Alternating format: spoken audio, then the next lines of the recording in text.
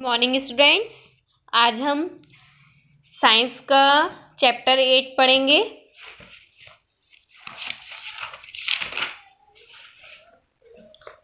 Chapter 8 chapter का नाम है दहन, ज्वाला तथा ईंधन।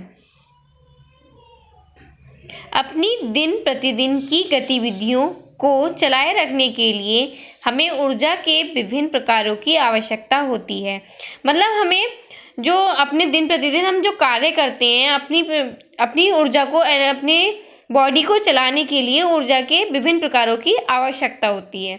कोई भी उद्योग ऊर्जा के विभिन्न प्रकारों जैसे विद्युत, रासायनिक, जल तथा ताप ऊर्जा आदि के बिना कार्य नहीं कर सकता।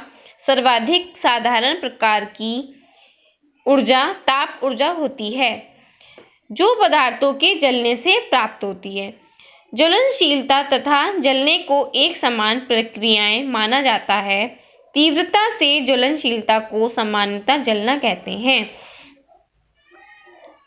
वे पदार्थ जो ज्वलनशीलता के समय जलते हैं उन्हें ईंधन कहते हैं।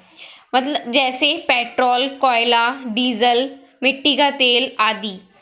मतलब ये पदार्थ जो हैं, अगर वे पदार्थ जो ज्वलनशील है, जो आग उत्पन्न करते हैं, उन्हें क्या कहते हैं? ईंधन कहते हैं। जैसे पेट्रोल में एकदम आग लगाएं तो आग लग जाती है। कोयला, डीजल, मिट्टी का तेल आदि, ये सब क्या है? हमारे एक ईंधन है। ये जलने पर ऊर्जा को विभिन्न मात्राओं में उपलब्ध कराते हैं। कभी कभी प्रकाश भी साथ में दिखाई देते हैं। जब आग जलती है तो कुछ रोशनी भी होती है, तो क्या उसे क्या कहते हैं? प्रकाश भी कहते हैं।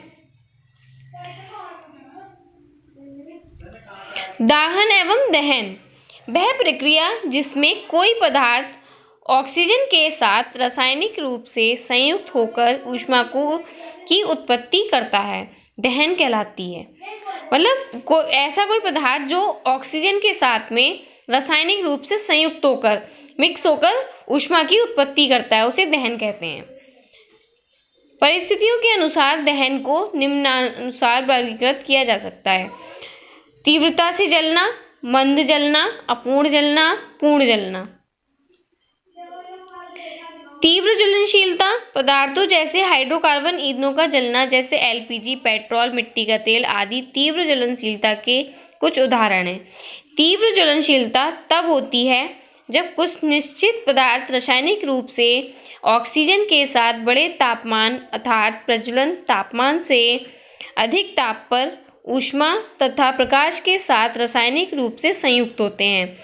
कार्बन की ज्वलनशीलता चारकोल उच्च तापमान पर ऑक्सीजन या वायु की उपस्थिति में कार्बन डाइऑक्साइड ताप तथा प्रकाश उत्पन्न करता है।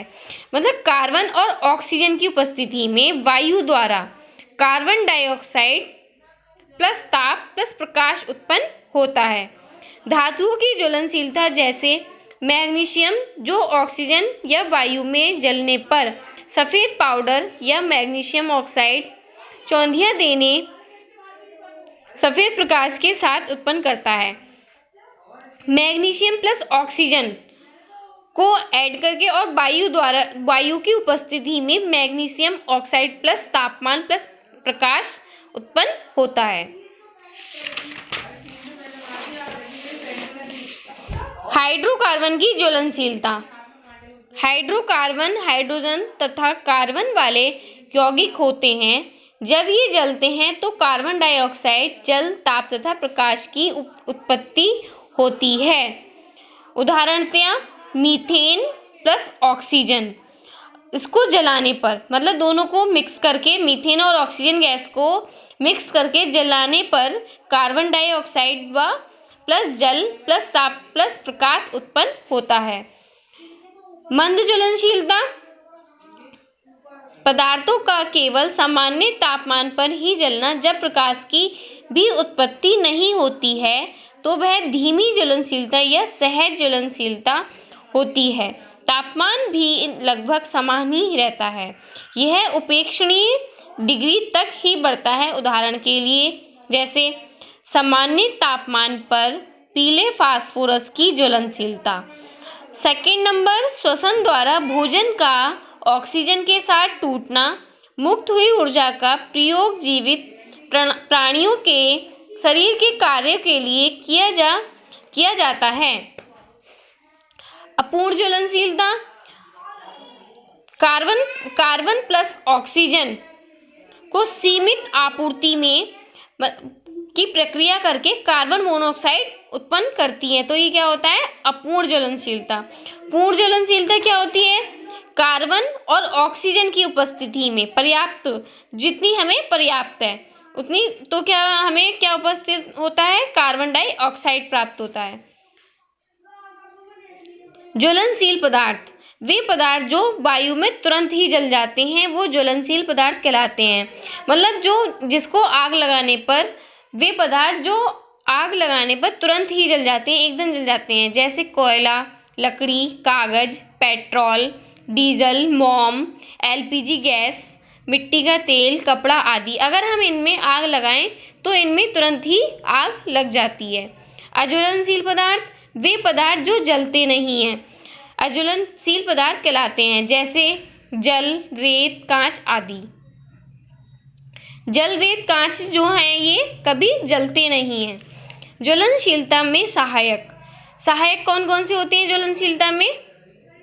वे पदार्थ जो ज्वलनशीलता या जलने के लिए आवश्यक होते हैं उन्हें ज्वलनशीलता के सहायक पदार्थ कहते हैं, जैसे वायु या ऑक्सीजन, जो कार्बन जैसे पदार्थों को जलने के लिए चाहिए होते हैं।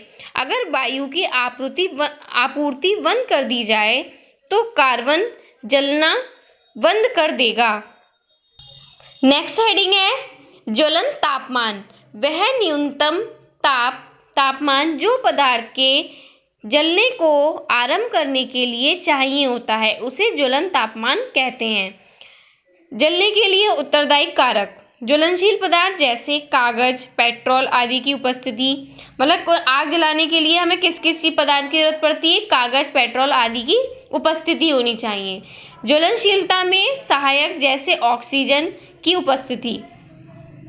ज्वलनशील पदार्थ के तापमान को तब तक बढ़ाना चाहिए जब तक वह अपने ज्वलन तापमान तक पहुंचकर जलने ना लगे। नेक्स्ट हेडिंग ज्वलनशीलता तथा लौ। अधिकांश पदार्थ गैस, द्रव तथा ठोस लौ के साथ जलते हैं। माचिस की तिल्ली को जलाने पर वह पीली लौ के साथ जलने लगती है।